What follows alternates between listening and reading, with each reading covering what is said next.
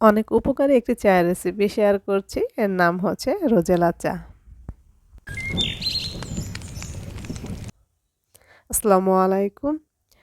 Rosella চা তৈরি করে দেখাবো। আর এখানে আমি কতগুলো রোজেলা নিয়েছি। এর নাম হচ্ছে রোজেলা। আর অনেকে গ্রাম বাংলায় বা আঞ্চলিক ভাষায় একে চুকাইও বলে থাকে। অনেকে চুকাই নামেই চিনে থাকবেন। আর এগুলো এখন হচ্ছে গিয়ে শীতের সিজনে এগুলো বেশি পাওয়া যায়। এটার সময় হচ্ছে এখন। এটা হাট বাজারে পেয়ে থাকবেন। এর কিন্তু দামও খুব কম। আর এই পাপড়িগুলো দিয়েই হচ্ছে গিয়ে চা তৈরি করা হয়। এছাড়া বিভিন্নভাবে রান্না করে খাওয়া যায়। তো আজকে আপনাদের চা তৈরি করে দেখাবো। চা তৈরি করার জন্য এখানে আমি পানি নিয়েছি। ১ কাপ চায়ের জন্য ৪ থেকে ৫টি রোজেলা লাগবে। তো রোজেলাগুলো ধুয়ে এর পাপড়িগুলো আমি ছিঁড়ে দিয়ে দিচ্ছি। আর এটাকে ভালো করে ফুটিয়ে নেব।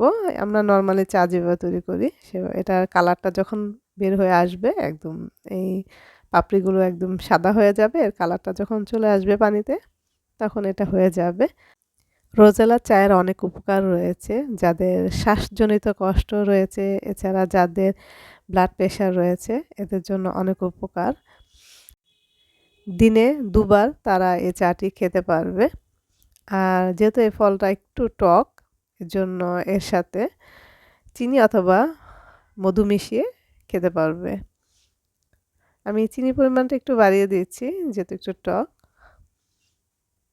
আর চিনি ছাড়া যারা খেতে চান তো খেতে পারবেন মধু দিয়ে।